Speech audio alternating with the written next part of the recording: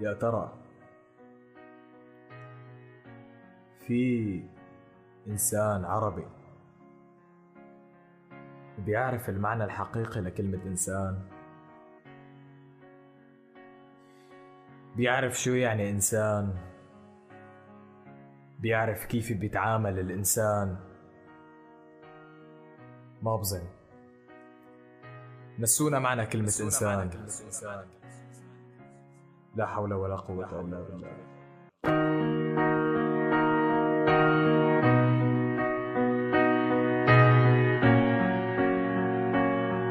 إنسان ثاني حيوان.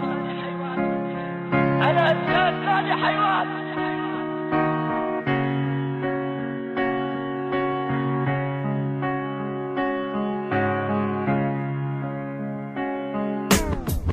سيد الرئيس خليني اقول لك كلمة، خليني اشرح لك ألم شعب خانته الأمي، خليني اعبر عن معاناة شعب توفى، شعب بذل الروح والدم حتى يتدفى، شعب هتف لك وحماك من غدر الأعداء، شعب وقف معك وضل وراك عالفداء، شعب تعود على لقمة رخيصة كرمال يعيش، شعب بيدفن وراء الماضي بس سؤاله ليش دمرت البلد وخليته يتشرد برا، دمرت البلد ورفضت سوريا حرة، دمرت البلد وخلتنا بالغربة ننزل، دمرت البلد وحرمتنا بوطننا نضل، خلتنا ننسى حياة البشر والإنسانية، حالي معيشية صفر حياة تشريدية، خلتنا نتحمل من نية ونكون ضيوف، بس والله رح نرجع نحط النقط على الحروف.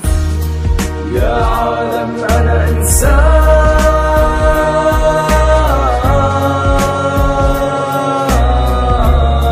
عايش أنا بهوان،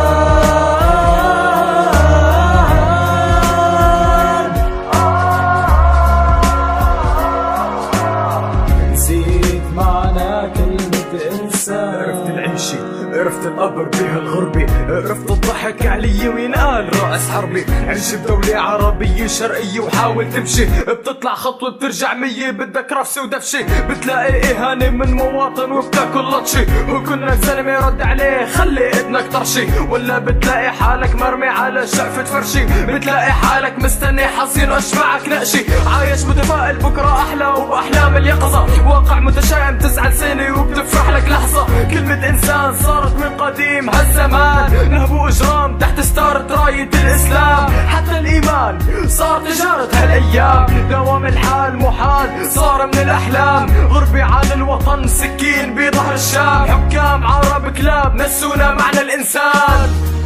يا عالم أنا إنسان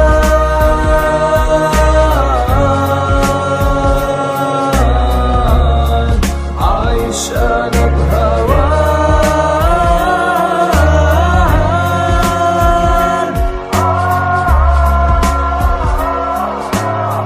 نسيت معنى كلمة إنسان، ينطاني من الشام لبغداد ومن نجد إلى يمني إلى مصرف تطواني، فلا حد يباعدنا ولا دين يفرقنا، لسان الضاد يجمعنا، فأين معنى الإنسان؟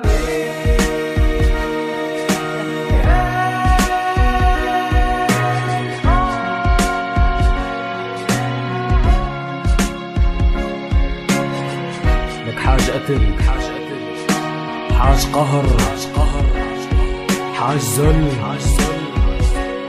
بدنا نحس اننا بشر، يا عرب يا ناس، يا عالم انا انسان